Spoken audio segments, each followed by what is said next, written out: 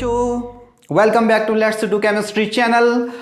तो बच्चों, आज मैं फिर आपके सामने हाजिर हूँ एक नया टॉपिक लेके और आपकी केमिस्ट्री को स्ट्रांग बनाने के लिए। ओके, तो टॉपिक हमने आज जो चूज किया है वो है क्लास 12th से सॉलिड स्टेट। तो सॉलिड स्टेट में आज हम सॉलिड मुक्का मारने वाले हैं। ठीक है, तो हमारे साथ बने रहिए पूरा लेक्चर जानने के लिए। और हम इस लेक्चर को इसके बाद एक लेक्चर और आएगा सॉलिड स्टेट पे, यानी हमने पूरे चैप्टर को 2 लेक्चर में डिवाइड किया है। तो हम स्टार्ट करते हैं सॉलिड स्टेट। ओके, और अगर आप हमारे चैनल पे नए हैं तो यूट्यूब का घंटा बजाना बिल्कुल मत भूलिएगा और लाइक शेयर एंड कमेंट करना भी मत भूलिएगा। ओके, तो लेक्चर स्टार्ट करते हैं सॉलिड स्टेट। तो सबसे पहले देखो सॉलिड स्टेट। ओके, जैसा हमें पता होता है कि कोई भी मैटर है, मैटर की 3 स्टेट होती हैं। ओके, 3 स्टेट होती हैं, एक तो सॉलिड, लिक्विड एंड गैस होती है। लिक्विड एंड गैस स्टेट हम 11th में पढ़ चुके होते हैं। ठीक है, बट सॉलिड स्टेट हमें 12th में पढ़ना होता है। ठीक है, तो सॉलिड स्टेट को पढ़ रहे हैं। तो जैसे कि अभी तक आपको पता चला कि सॉलिड, सारे सॉलिड एक जैसे ही लगते हैं आपको, तो है ना। लेकिन इस चैप्टर को पढ़ने के बाद आपको पता चलेगा कि there are 2 type of the solid. Solid भी 2 टाइप के होते हैं। तो सबसे पहले हम डिस्कस कर रहे हैं उसके टाइप पे। ठीक है, तो बात करते हैं सॉलिड के टाइप। ओके, तो पहला टाइप और फिर दूसरा टाइप। पहला टाइप कौन सा है? Crystalline, crystalline solid. ओके, जिसको हम क्या बोल सकते हैं? क्रिस्टल भी बोल सकते हैं। और दूसरा जो टाइप है वो कौन सा है? एमरफस का। ठीक है, एमरफस सॉलिड। ओके, ये एमरफस सॉलिड है। ओके, तो there are 2 type of the solid, एक है क्रिस्टलाइन सॉलिड और जिसको क्रिस्टल भी बोलते हैं, और एक है एमरफस सॉलिड। अब इनके कुछ प्रॉपर्टीज होती हैं।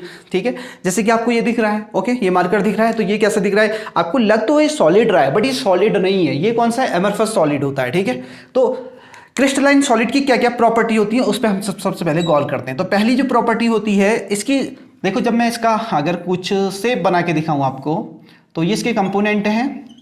ओके, इसके जो कंपोनेंट होते हैं वो क्या होते हैं? एक ऑर्डर में होते हैं। ओके, इसके कंपोनेंट क्या होते हैं? डिसिप्लिन ऑर्डर में होते हैं। ओके, और ये आपको एक डिसिप्लिन ऑर्डर दिख रहा होगा। ओके, और यहां इसको एक और चीज बोला जाता है। क्या बोला जाता है? Long range order. क्या बोला जाता है? Long range order. मीन्स आप अगर कोई भी क्रिस्टलाइन यानी क्रिस्टल में देखोगे तो उसके जो कंपोनेंट हैं, उसके कंपोनेंट तो वो क्या होंगे? हमेशा एक डिसिप्लिन में होंगे। चाहे कितना ही लॉन्ग रेंज, कितनी दूरी तक आप देख सको, तो वहां एक डिसिप्लिन मिलेगा, एक अरेंजमेंट मिलेगा, एक प्रॉपर अरेंजमेंट, कोई डिसऑर्डर नहीं होगा। जैसे हम स्कूल में सबसे पहले क्या प्रेयर लगाते हैं ना, एक ऑर्डर में लगाते हैं, हाइट वाइज। ओके, तो एक ऑर्डर मिलता है। तो ऑर्डर किस में होता है? लॉन्ग रेंज ऑर्डर में। ठीक है, जबकि एमरफस में ऐसा कुछ नहीं होता। एमरफस हो गया, ये देखो, एमरफस में कोई ऑर्डर नहीं होगा। जैसे कि स्कूल में हमको देखते हैं जब छुट्टी होती है तो क्या होता है?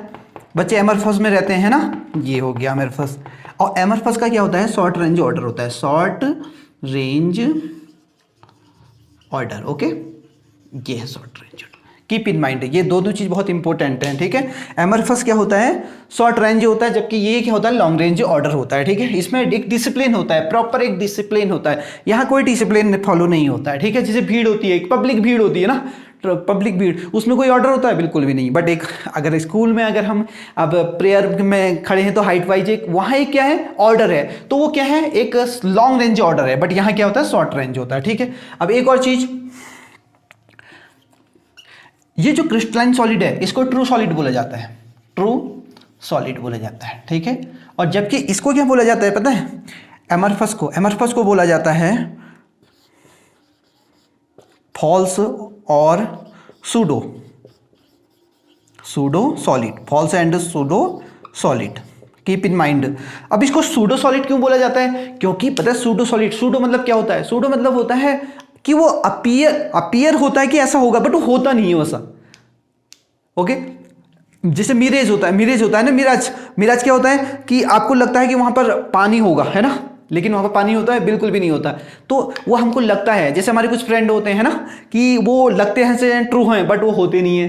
Okay yes. तो सेम यहां पर क्या है कि सूडो वो दिखने में लगता है कि वो अपना होगा बट वो होता नहीं है, ठीक है। तो ये सॉलिड नहीं होते रियल में, बट लगते सॉलिड जैसे हैं। लाइक ये मार्कर, अगर मैं पूछूं मार्कर क्या है, आप कहेंगे तो सॉलिड है, बट ये सॉलिड नहीं है, ये क्या है, एमरफस सॉलिड है। इसको बोलेंगे सूडो सॉलिड। क्या बोलेंगे इसको? सूडो सॉलिड बोलेंगे। ओके, अब सूडो सॉलिड को एक और नाम दिया, क्या नाम दिया इसको?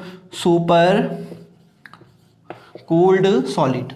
ओके, क्या बोला गया? Super cooled solid. अब इसे ऐसा क्यों बोला गया? देखो, सॉरी, सुपर कूल्ड लिक्विड है ये। ओके, सॉलिड नहीं है, इसे लिक्विड करते हैं हम। यहां से ध्यान देखो, ये देखो। अब ऐसा क्वेश्चन भी आता है ना, इसको सुपर कूल्ड लिक्विड क्यों कहा जाता है? एक एकेडमिक में आता है, ठीक है। सुपर कूल्ड क्यों कहा जाता है? क्योंकि पता है इस वाले एमरफस सॉलिड में पता क्या होती है? Tendency to flow like liquid. ये देखो, पानी के जैसे बहने की उसकी क्या होती है? टेंडेंसी होती है पानी के जैसे बहने की। ओके, बहने दे मुझे बहने दे, बिल्कुल पानी की जैसे टेंडेंसी होती है बहने की, इसलिए उसे क्या बोलते हैं? सुपर कूल्ड लिक्विड, या उसको बोलते हैं सूडो सॉलिड बोलते हैं। ये इसकी प्रॉपर्टीज है। ओके, समझ में आया ना? Yes, very good. अब एक और चीज, इसका एक सर्टेन क्या होता है? सर्टेन मेल्टिंग पॉइंट होता है, मेल्टिंग पॉइंट होता है, ठीक है। मेल्टिंग पॉइंट, यहां कोई सर्टेन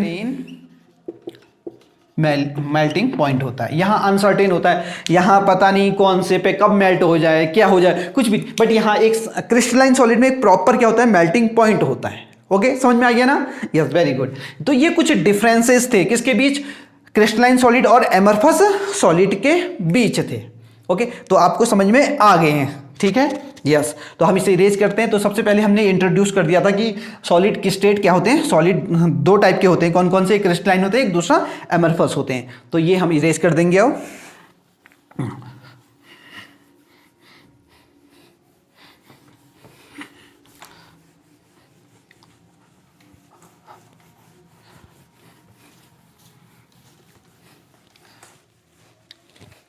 अब एक और चीज, हाँ, इसमें मैं एक चीज और समझा रहा हूं। को क्या समझा रहा हूं? ये मैंने क्रिस्टलाइन सॉलिड लिखा, ठीक है, क्रिस्टलाइन सॉलिड, और यहां क्या लिख दिया? एमरफस।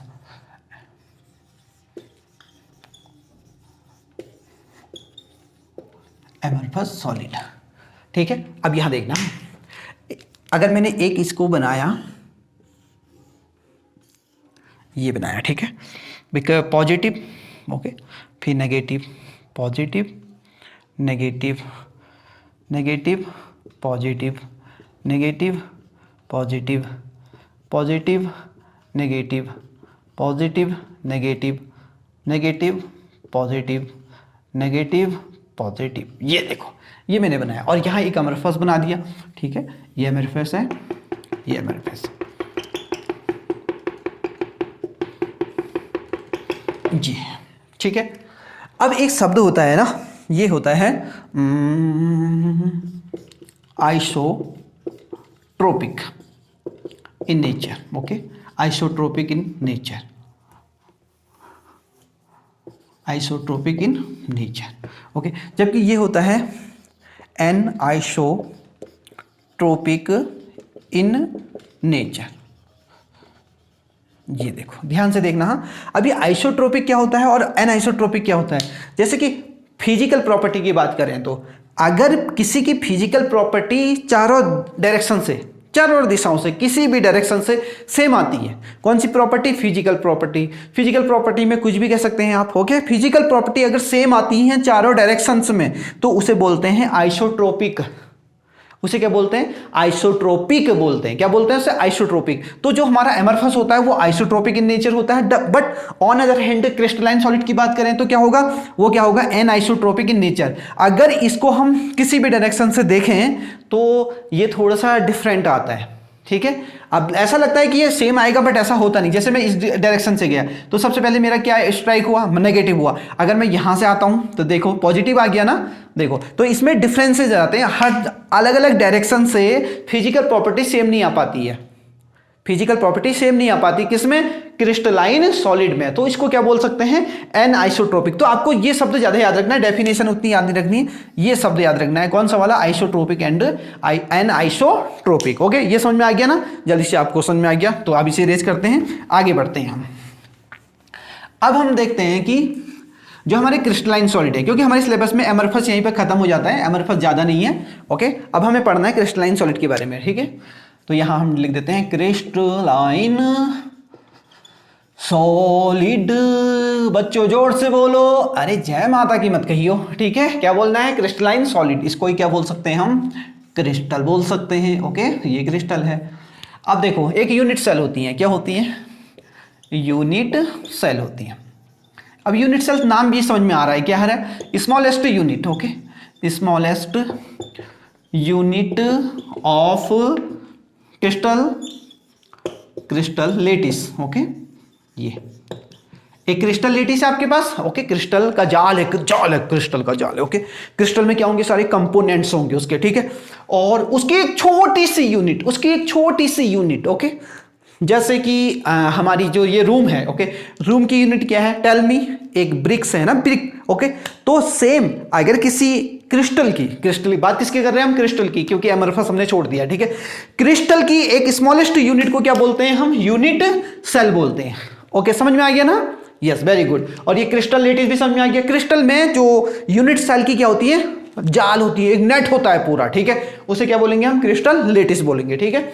अब आप आगे देखो, इसके कुछ पैरामीटर होते हैं पहचानने के, इसके 6 पैरामीटर होते हैं। ओके, पैरामीटर, इनकी बात कर देते हैं, ये पैरामीटर कौन कौन से हैं। तो ये पैरामीटर हैं, तो हम एक यूनिट सेल भी बना देते हैं।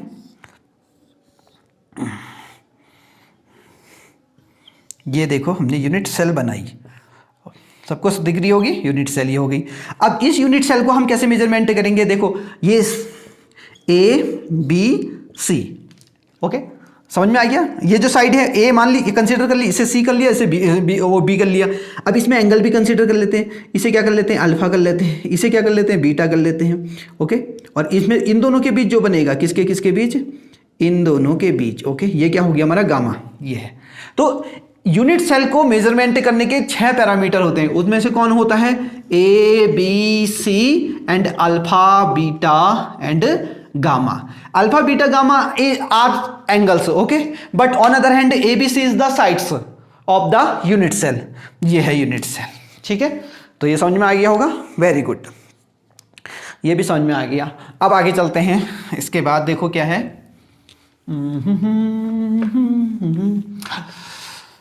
तुझ में रब दिखता है यारा, मैं क्या करूं, सजते सर झुकता है यारा में। अब देखो, अब है crystal lettuce. Okay, crystal lettuce.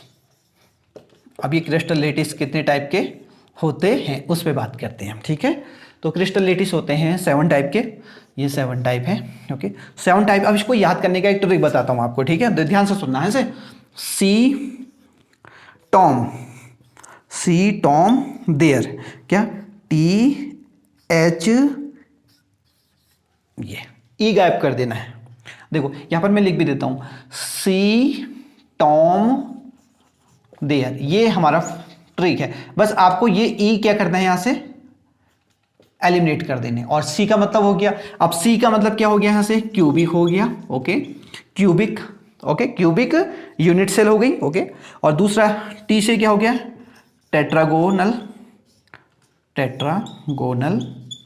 Okay, और ओ से ऑर्थो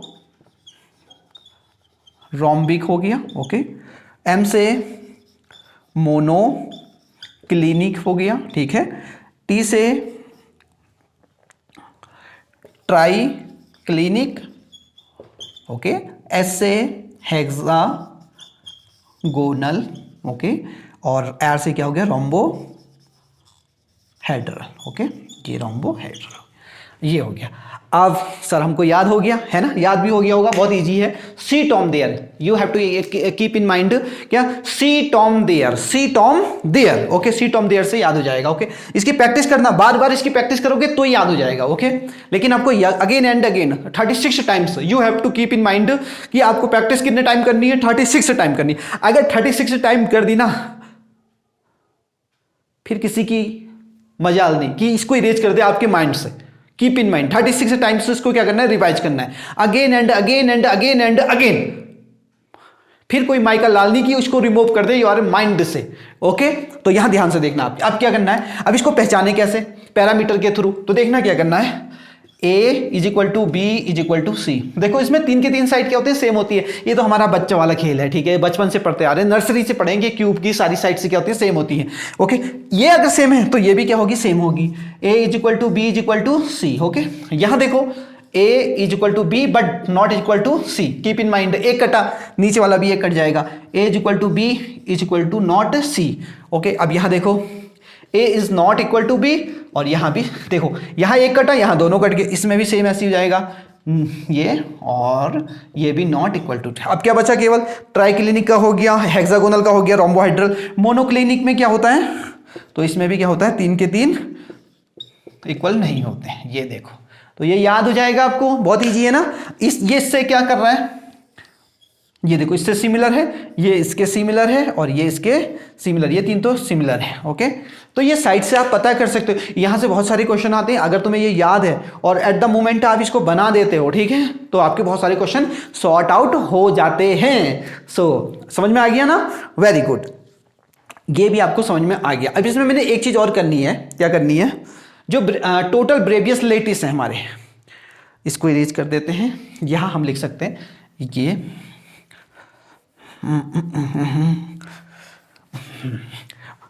देखो, टोटल ब्रेवियस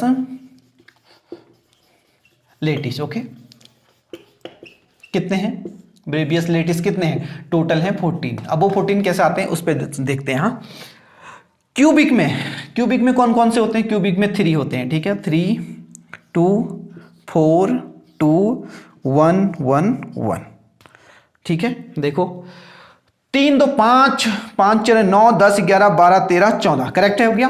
अब 3 में कौन कौन से हैं, एक तो simple cubic unit cell, okay, दूसरा हो गया BCC, okay, body, okay, cubic unit cell, okay, BCC भी हो गया। बीसीसी के बाद क्या हो गया, एफसीसी। इसमें 3 होते हैं, याद रखना है, सिंपल, बॉडी सेंटर्ड और ये होता है फेस सेंटर्ड, ठीक है। इस 2 में कौन कौन से होते हैं, तो एक तो सिंपल क्यूबिक होता है, और दूसरा कौन सा है, बॉडी सेंटर्ड। ये देखो ऐसे याद रखना है, ठीक है। तीसरे इसमें क्या होते हैं, इसमें 4 होते हैं, ठीक है। 4 किसमें होते हैं, इसको बहुत याद रखना है क्योंकि इसमें बार बार क्वेश्चन आते हैं। ऑर्थोरोम्बिक में, किसमें होते हैं, ऑर्थोरोम्बिक में होते हैं, ठीक है। तो इसमें कौन कौन से हो गए, एक तो एससीसी हो गया, एक बीसीसी हो गया, एक एफसीसी हो गया, और एक हो गया end centred cubic unit cell, end centred, okay, कौन सा वाला, एंड सेंटर्ड, ओके। तो इसमें 4 हो गया। अब इसकी बारी आई एससीसी, और इसमें होता है ECC, end centred cubic unit cell. इसमें सब में सिंपल वाले होते हैं, सिंपल सिंपल सिंपल सिंपल, ये हो गया टोटल। जल्दी से इसे ये बहुत इंपॉर्टेंट है, अगर तुम्हें ये बाय हार्ट याद है ना, तो इसके तुम्हारा सिलेक्शन डन है, डॉक्टर इंजीनियर बन गए तुम, ठीक है, और तुम्हें बनना है, ठीक है, कोई कॉम्प्रोमाइज नहीं, स्टडी के साथ कोई कॉम्प्रोमाइज नहीं, you are the lion, okay. So ये हो गया। अब इसमें एक और क्वेश्चन आता है, कल ही मैं स्टडी कर रहा था बहुत सारे प्रीवियस ईयर के पेपर की, तो उसमें एक क्वेश्चन था, तो वो क्वेश्चन मैं यहाँ डिस्कस कर रहा हूँ। उसमें ये क्वेश्चन लिखा था, इसे इरेज करते हैं, आपने आई थिंक नोट कर लिया होगा।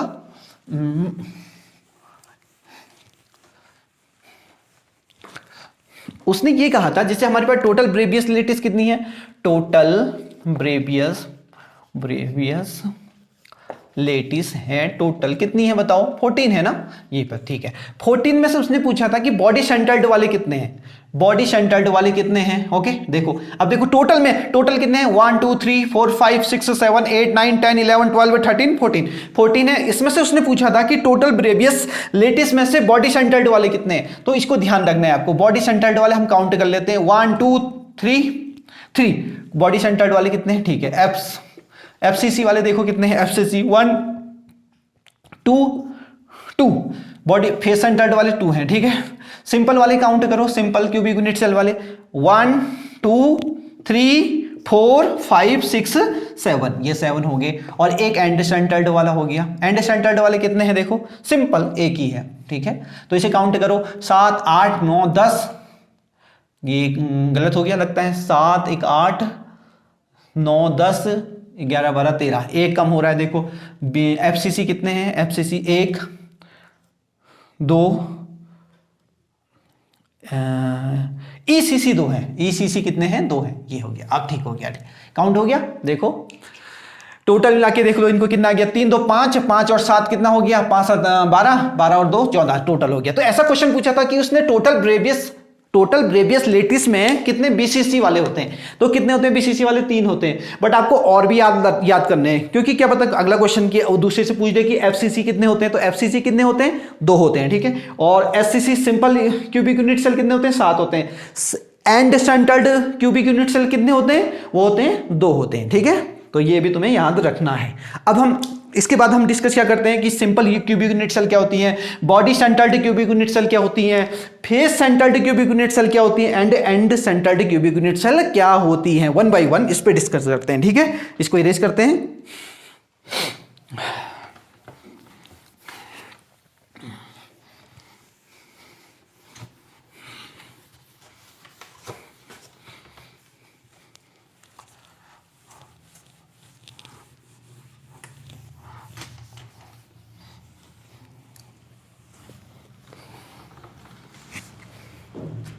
देखना, हाँ, सबसे पहले हम लिखेंगे एससीसी, फिर हम बात करेंगे बीसीसी पे, फिर हम बात करेंगे एफसीसी पे, और फिर बात करेंगे ईसीसी पे, ठीक है। ये हो गया। एससीसी का फुल फॉर्म क्या है, simple cubic unit cell, okay. Simple cubic, और ये है बॉडी सेंटर्ड, ओके, और ये है फेस सेंटर्ड, और ये है एंड सेंटर्ड, ओके।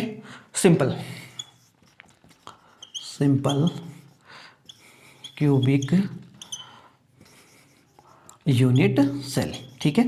ये हमारी सिंपल, ये कौन सी हो गई, body centred, okay, body centred cubic unit cell हो गई, ओके। और अगली आ गई face centred, okay, face centred, okay, face centred cubic unit cell,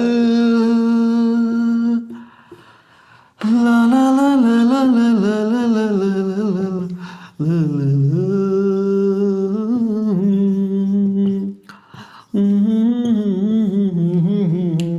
ये है 3।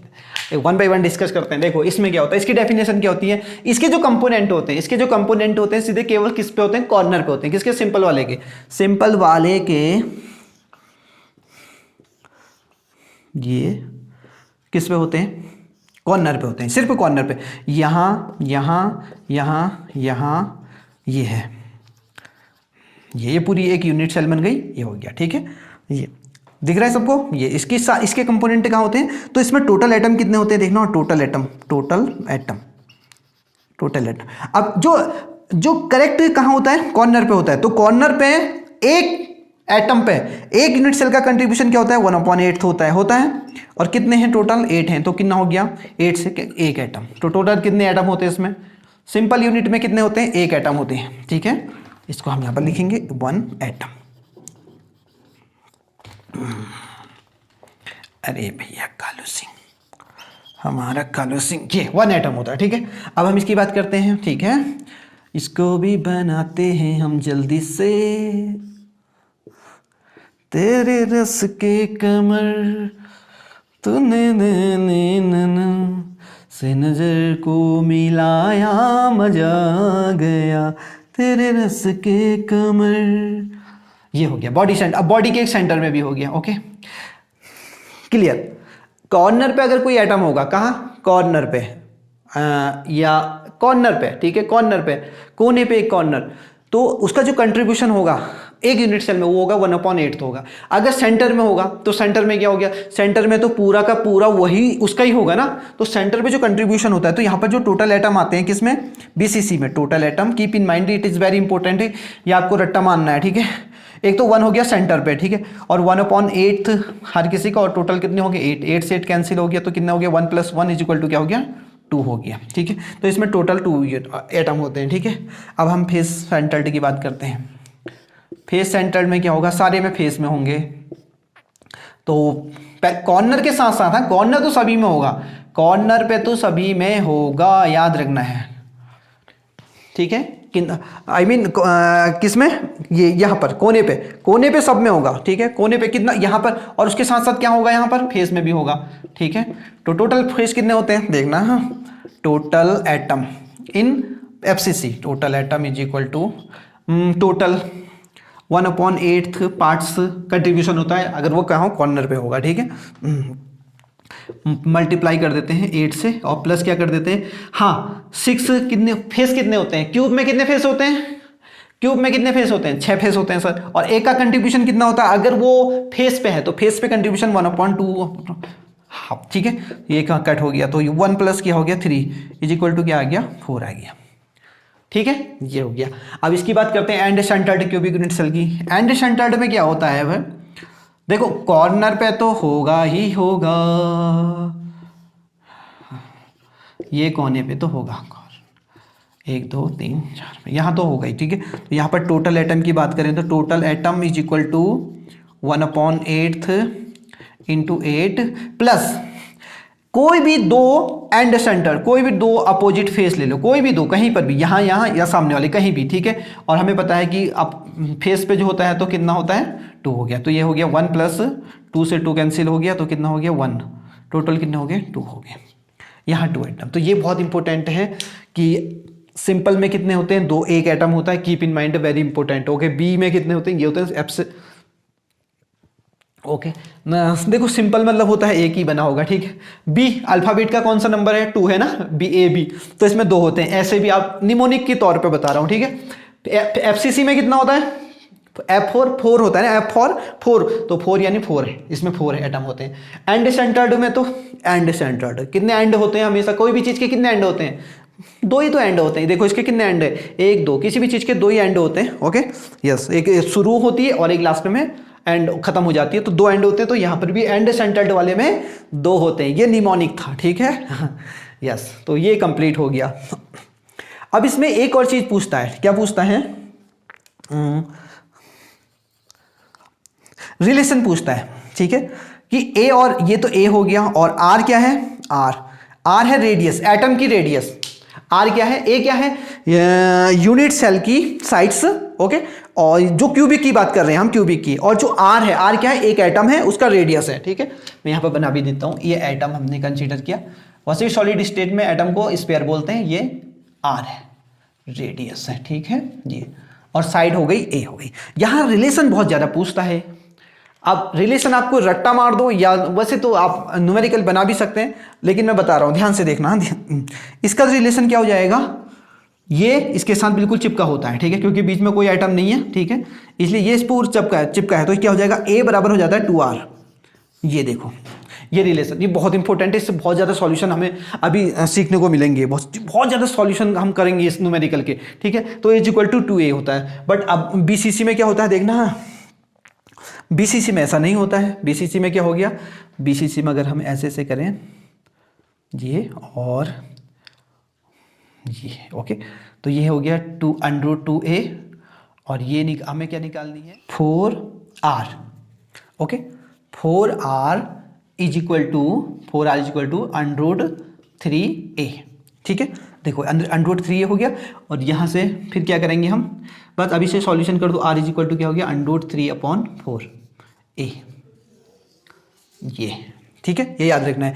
इस वाले केस में क्या होगा 4r = √2a, बस इसे आप याद रखोगे ना तो हो जाएगा काम सारा, ठीक है, √2/4, इसको सिंप्लीफाई भी कर सकते हो, बट आपको ये याद है तो खत्म, ठीक है, यहाँ बताने की कोई ज़रूरत नहीं है, आप बना भी सकते हो, बहुत ईजी है, वहाँ पर भी ऐसा कुछ नहीं है, ठीक है, ये भी ईजी है, तो ये भी बन जाएगा। अगर यहाँ भी रिलेशन निकालना है तो हम निकाल सकते हैं, कैसे निकालेंगे, देखो हमें निकालना है, ये क्या हमारे पास a है, ओके, ये भी क्या है, और ये हमारे पास टोटल कितने हो गए 4r हो गए, और ये क्या हो गया, तो 4r ठीक है, 4r का स्क्वायर कर देते हैं और यहाँ क्या कर देते हैं a का स्क्वायर और यहाँ भी a का स्क्वायर, तो 2r, तो 4r इज इक्वल टू क्या हो गया, 4r का square is equal to 2a का स्क्वायर, तो 2a मतलब क्या हो गया, तो 4r इज इक्वल टू क्या हो गया, अंडर 2a हो गया। सेम ही आ रहा है, ठीक है, यहाँ सेम ही आ रहा है, इन दोनों में सेम ही होते हैं, क्योंकि फेस की बात कर रहे हैं तो फेस वाले में दोनों में क्या होंगे, सेम ही होंगे, ये दोनों रिलेशन एक ही जैसे होते हैं, इनके रिलेशन क्या होते हैं, एक ही जैसे होते हैं, क्या, आर और ए में, ठीक है, आर और ए में की बात कर रहे हैं, ठीक है, बस इसका आपको याद रखना है, और इसका तो बहुत सिंपल होता है, ठीक है, ये रिलेशन तुमको याद है तो बहुत ज़्यादा सॉल्यूशन आपको मिल जाएंगे, ठीक है, तो इसका रिलेशन भी सेम ही होता है, इसका मैं डायरेक्ट बना लिख देता हूँ यहाँ पर, वैसे ही आपने नोट कर लिया होगा, ठीक है, ये हो गया, तो समझ में आ गया, ये रिलेशन बहुत इंपॉर्टेंट है, अभी इस पर काम करेंगे हम, तो उस समय बहुत ज़्यादा ज़रूरत होगी, तो अब हम चलते हैं, ये कंप्लीट हो गया हमारा, ठीक है, इसको इरेज कर देते हैं।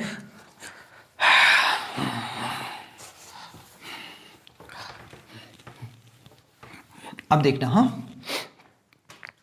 अब मैं बता रहा हूँ थोड़ा वॉइड्स के बारे में, ठीक है, कुछ वॉइड्स भी होते हैं इसमें, वॉइड्स, आज हम कुछ टॉपिक ले लेते हैं, और अगर कुछ सॉलिड स्टेट में कोई भी टॉपिक बचेगा तो जो भी आज बचेगा वो हम कब करेंगे, लेक्चर 2 में करेंगे, ठीक है, यस, तो देखो वॉइड्स, यहाँ भी वॉइड्स कितने होते हैं, 2 टाइप के हैं वॉइड्स, कौन कौन से, एक तो टेट्राहेड्रल है, टेट्राहेड्रल वॉइड्स है, और दूसरा कौन सा है, ऑक्टाहेड्रल, ऑक्टाहेड्रल वॉइड्स, वॉइड से तो जानते हो स्पेस, ओके, स्पेस आ जाता है, ओके, स्पेस तो आता ही है ना, कोई भी सॉलिड है उसमें स्पेस होगा, जितना ज़्यादा स्पेस होगा उतना ज़्यादा सॉफ्ट होगी, ओके, स्पेस कम होगा तो उतनी ज़्यादा हार्ड होगी, ओके, और सबसे ज़्यादा हार्ड कौन है, डायमंड है ना, तो उसमें स्पेस बहुत कम होगा, ठीक है, उसमें वॉइड्स बहुत ज़्यादा कम होंगे, ओके, तो अभी पता चल जाएगा इसमें, इसको इरेज हटा देते हैं, ये हो गया। तो टेट्राहेड्रल वॉइड्स कैसे बनता है देखना, टेट्राहेड्रल वॉइड्स हमने ये बनाए,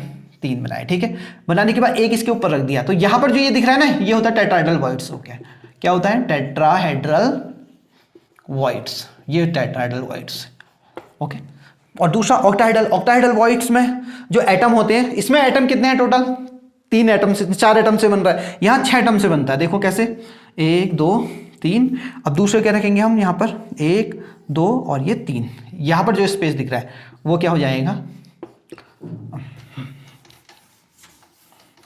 वो क्या हो जाएगा, octahedral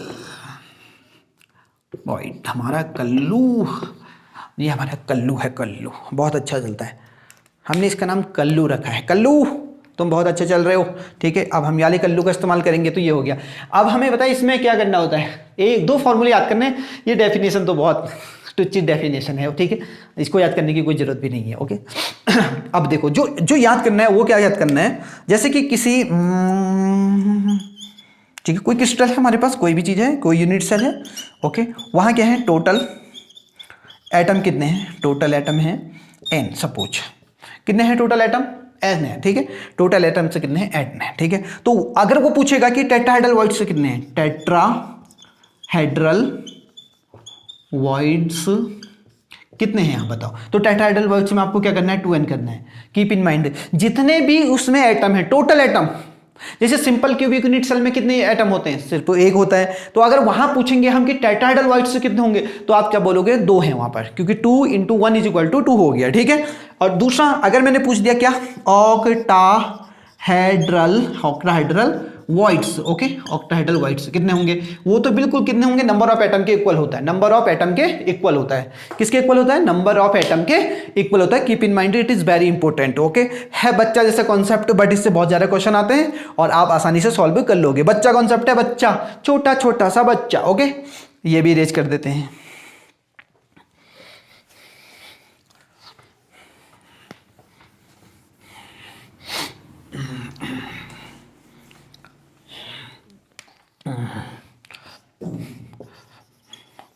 density of crystalline solid, okay,